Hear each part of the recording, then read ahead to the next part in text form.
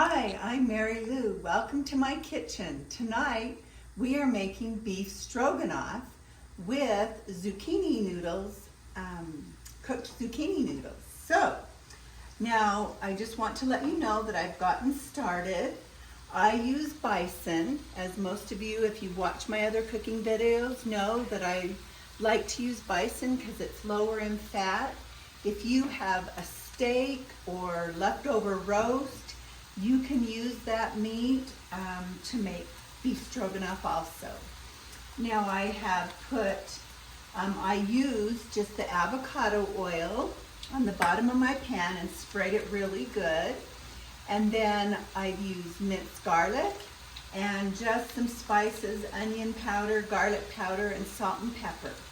And now I've got my onion in there and I'm just cooking it until the onion becomes a little translucent.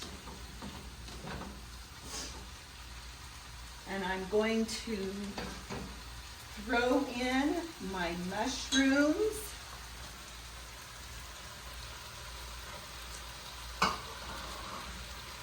And we love mushrooms at our house, so I always put a few extra. And we'll let these cook for a minute. And I'll break those up.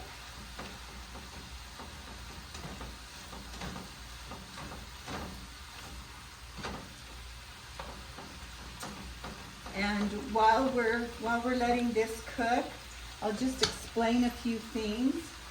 So I use beef bouillon, and I actually like the Better Than bouillon, and it's organic.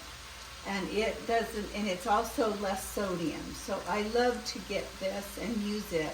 I find these big bottles at Costco. So it is great to use for your beef bouillon. Okay, stir this up one more time.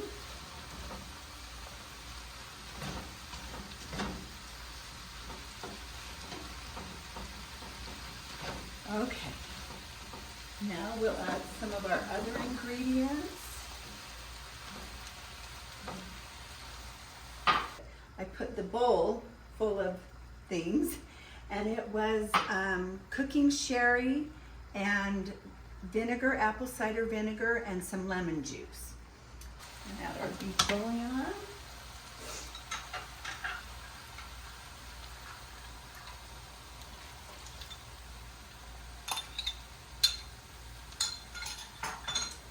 And you can, now for dairy free, you can use cashew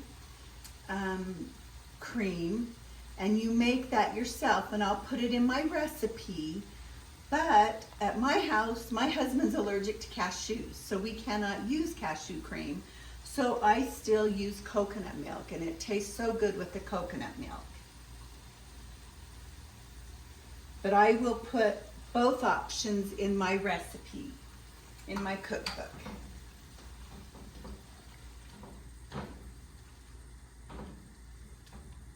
Okay, now while that is simmering for a few minutes, we will start turn on my stove. For the noodles, I have just a little bit of water and salt, and I'm going to make the squash noodles. Okay, let me show you how I do the noodles. So I take yellow zucchini squash, and I wash the outside really well. And then all you do is just take your peeler and peel off the edges.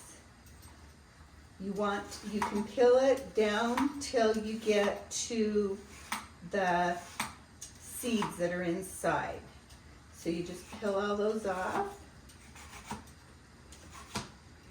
So they just look like little noodles.